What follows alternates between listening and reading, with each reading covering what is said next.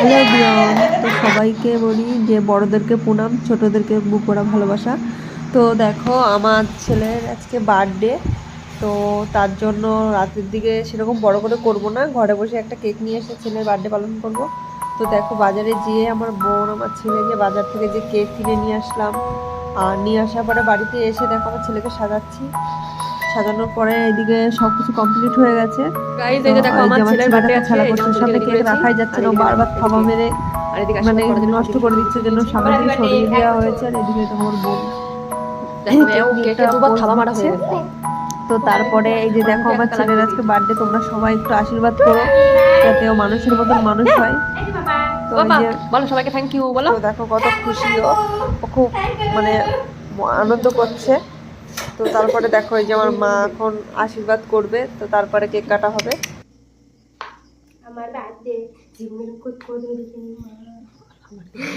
এই যে বাবা সন্টু, এই সন্টু, ওর কাছে একটা রাখাই যাচ্ছে না, ও পুরো থাবা মেরে মেরে নিয়ে নিচ্ছে।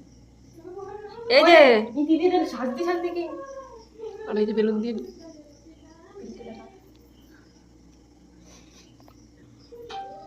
তো এই যে আমার মা আশীর্বাদ করছে, দেখো আমার ছেলেকে।